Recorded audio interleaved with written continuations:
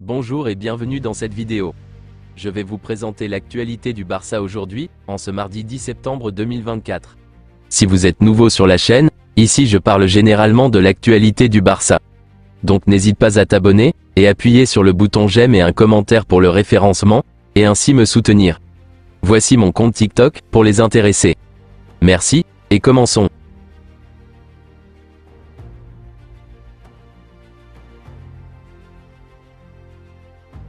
Voici quelques photos des travaux de construction en cours, au Spotify Camp Nou. Le Barça accueillera Retafe lors de la 7e journée de la Liga, le 25 septembre à 21 h. Le retour de Gavi est prévu pour la fin du mois d'octobre, ce qui signifie qu'il a été absent pendant 11 mois. Marc Bernal sera opéré aujourd'hui lundi. La blessure de Marc Bernal est similaire à celle de Gavi l'année dernière. Le ménisque externe est touché, et il sera opéré aujourd'hui par le chirurgien Joan Carl Monlo, le même qui a opéré Gavi. L'indisponibilité est estimée à environ 10 mois. Selon Marca, une réunion aura lieu la semaine prochaine concernant la prolongation du contrat de Marc Bernal. Hansi Flick s'attend à ce que Frenkie de Jong commence au moins à s'entraîner avec le groupe après la pause internationale. Le FC Barcelone a conseillé à Frenkie de Jong de se faire opérer de la cheville pour un meilleur rétablissement. Cependant, le joueur a décidé de suivre un traitement conservateur après avoir consulté un spécialiste médical extérieur.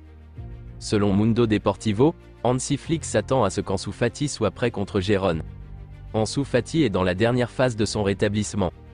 Dani Olmo a été écarté par Luis de la Fuente pour le match contre la Suisse. Il souffre d'un coup reçu lors du match contre la Serbie, et ne s'est pas entraîné avec ses coéquipiers. Dani Olmo ne jouera pas le prochain match de l'Espagne par précaution après avoir eu des problèmes avec son genou droit, bien qu'il ne souffre d'aucune blessure, et devrait être prêt à jouer contre Girona le week-end prochain. Le FC Barcelone est très inquiet pour Lamine Yamal, qui a reçu des tacles très durs pendant la trêve internationale, et Luis de la Fuente continue de le faire jouer malgré la gêne au mollet qu'il ressent. Et toujours concernant Lamine Yamal, c'est officiel, Lamine Yamal a rejoint la Kings League de Gérard Piqué. Le Barça et Huesca sont les seules équipes du football professionnel espagnol à avoir remporté tous leurs matchs depuis le début de la saison. Seul le PSV de Peter Bosz éclipse le Barça d'Hansi Flick depuis le début de la saison. Le PSV a également remporté ses 4 matchs et marqué 18 buts. Le Barça a marqué 13 buts et gagné tous ses matchs. Le conseil d'administration du FC Barcelone a estimé que la saison dernière, le niveau physique de l'équipe n'était pas suffisant pour disputer les matchs importants, surtout en fin de match. C'est pourquoi ils ont décidé de compter sur Hansi Flick cette saison. Dans le vestiaire barcelonais, tout le monde s'accorde à dire que Hansi Flick et la nouvelle équipe d'entraîneurs ont amélioré la préparation physique de l'équipe, et cela se voit sur le terrain. Hier, le Barça a remis des badges à des Sokis qui sont membres du club depuis plus de 25 ans. Rafinha a été choisi comme délégué sur le terrain du capitaine du FC Barcelone, Ter Stegen. Seul le Brésilien est autorisé à parler à l'arbitre sur le terrain. Pau Victor est dans la même situation que Dani Olmo. Tous deux ne sont enregistrés que jusqu'au 31 décembre, et le Barça devra générer un espace de fair play pour les enregistrer en janvier.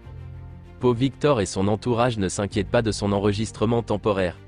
Ils savent que le Barça pourra les enregistrer, lui et Dani Olmo, en janvier. Le contrat d'Inigo Martinez se termine en 2025, mais s'il joue 60% des matchs avec un minimum de 45 minutes par match, le joueur sera renouvelé. Le FC Barcelone a rejeté une offre de 5 millions d'euros d'un club arabe pour Inigo Martinez, à la fin du marché. Le FC Barcelone a toujours Nico Williams dans son viseur, et il pourrait redevenir une option l'été prochain. La saga n'est pas encore terminée. Nico Williams était la principale cible du Barça cet été. Ses récentes déclarations suggèrent que l'histoire n'est pas terminée. Le discours de Laporta suggère également qu'il n'a pas envie de contrarier ou d'offenser l'Athletic Bilbao. Mais en 9 mois, les choses peuvent changer du tout au tout, bien sûr. Le FC Barcelone pourrait recourir au marché des agents libres si un joueur de l'équipe se blesse gravement, ou s'il reçoit une importante injection d'argent grâce à l'accord avec Nike par exemple. Selon Mundo Deportivo, l'agent libre Adrien Rabiot est une option pour le FC Barcelone, mais il devrait réduire son salaire. Il demande actuellement 10 millions d'euros net par saison. Le FC Barcelone estime qu'Adrien Rabiot est devenu un agent libre en raison de ses énormes exigences salariales, et non de son niveau. Il le considère comme un joueur de premier ordre. C'est tout pour aujourd'hui, et merci d'avoir suivi la vidéo.